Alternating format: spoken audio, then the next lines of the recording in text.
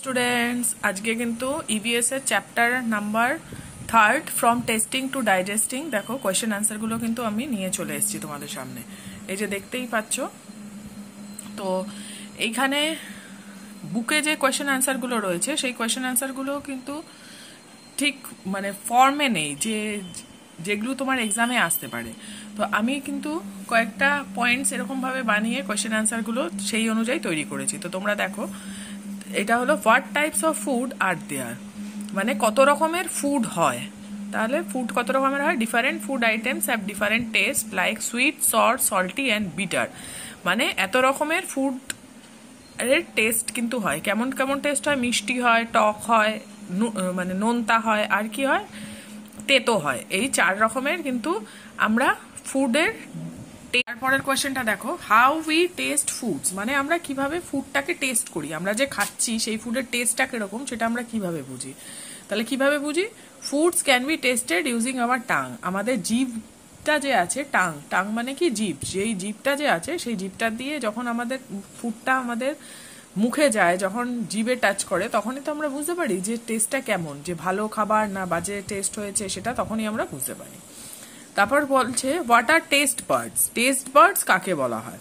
ঠিক আছে, test birds R tiny bones on the surface of the tongue, মানে হলো কি, টেস্ট বার্ডস হলো ছোট ছোট ছোট ছোট বোনস মানে কি হাড়, যেটা আমাদের জিভের মধ্যে রয়েছে। জিভে আমাদের কি আছে, জিভটা আমাদের ফর্ম হয়েছে কিভাবে, ছোট ছোট ছোট ছোট হাড় দিয়ে কিন্তু আমাদের জিভটা ফর্ম হয়েছে। তো টেস্ট বার্ড আমরা তাকেই বলি। তারপর দেখো, how we tell what type of food is that, মানে আমরা যে খাবারটা খাচ্ছি সেই খাবারটা কিরকম, মানে ভালো গন্ধ, ভালো হচ্ছে না খারাপ হচ্ছে, সেই টেস্টটা আমরা কিভাবে বুঝি।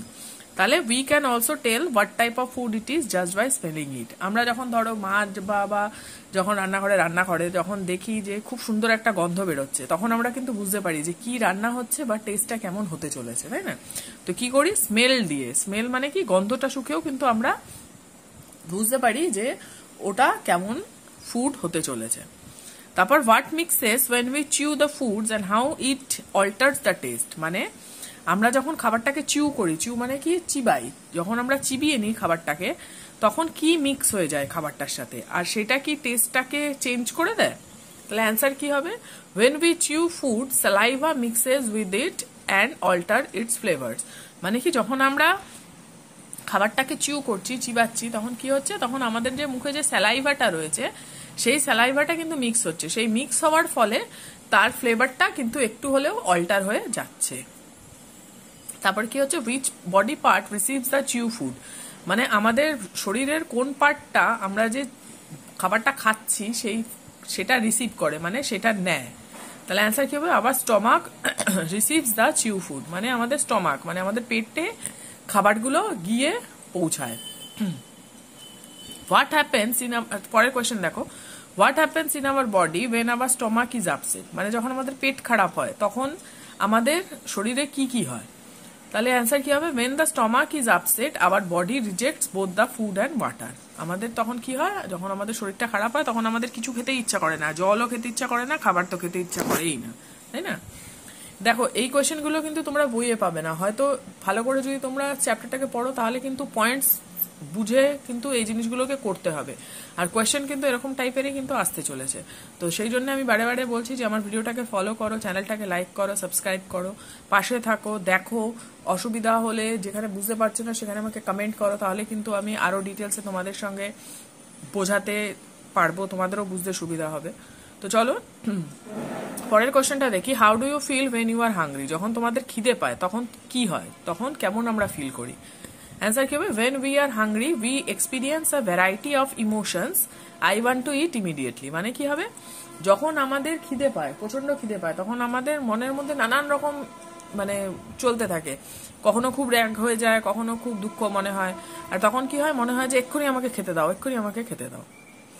What food we give to a sick people, যখন কেউ অসুস্থ হয়, সিক মানে কি অসুস্থ, যখন কোনো মানুষ অসুস্থ হয় তখন আমরা তাদেরকে কি দিই, কি খেতে দিই।